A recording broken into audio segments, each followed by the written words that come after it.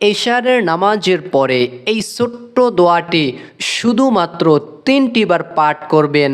আল্লাহ তাআলা আপনার সকল মনের ন্যাক আশা বাসনাকে কবুল করে নেবেন। সুবহানাল্লাহ। এমনকি আল্লাহর নবী জনাবে মুহাম্মদুর রাসূলুল্লাহ সাল্লাল্লাহু আলাইহি ওয়াসাল্লাম বলেছেন যে আল্লাহ তাআলার হাতের মুঠোয় আমার জীবন আমার প্রাণ। ওই আল্লাহ তাআলার কসম খেয়ে আমি বলতেছি, কোনো বান্দা যদি এই ইসমে আজম দোয়াটি পাঠ করে আল্লাহ তাআলার কাছে যা চাইবে আল্লাহ তাআলা ওই বান্দাটাকে সঙ্গে সঙ্গে দিয়ে দিবেন। সুবহানাল্লাহ। জীবনে অনেকের কাছে গিয়েছেন, চেয়েছেন, পান নাই। আল্লাহ তাআলার কাছে যদি এই একটি ইসমে আজমের দোয়া পাঠ করে আপনি আল্লাহ তাআলার কাছে যা চাইবেন, যা দোয়া করবেন, আপনার মনের আশা বাসনাকে আল্লাহ তাআলা কবুল করবেন। সুবহানাল্লাহ।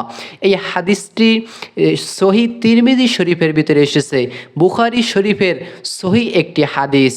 দোয়াটি হলো একটি ইসমে আজম পাওয়ারফুল শক্তিশালী দোয়া।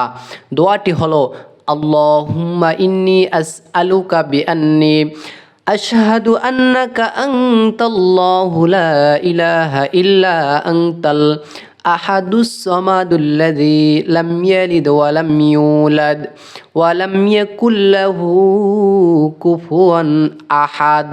এটাকে বলা হয় ইসমে আজম, পাওয়ারফুল শক্তিশালী দোয়া।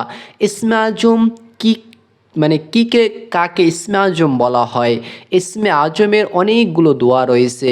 এই দোয়াগুলো পাঠ করে আল্লাহ তাআলার কাছে চাইলে, আল্লাহ তাআলার কাছে বললে ওই বান্দার দোয়াকে আল্লাহ তাআলা অতি দ্রুতই কবুল করে নেন। সুবহানাল্লাহ। এমনকি ওই বান্দার ডাকে আল্লাহ তাআলা সাড়া দেন। সুবহানাল্লাহ। তাহলে অবশ্যই এশারের নামাজের পরে এই দোয়াটি পড়বেন। দোয়াটি পাঠ করার আগে পরে 3বার 6বার, আগে 3বার পরে 3বার 6বার দুরূদ শরীফ পাঠ করে নেবেন।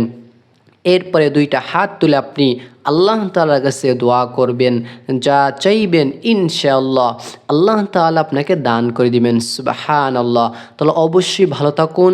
ইসলামিক ভিডিও হিসেবে ভিডিওটিকে শেয়ার করে দিবেন।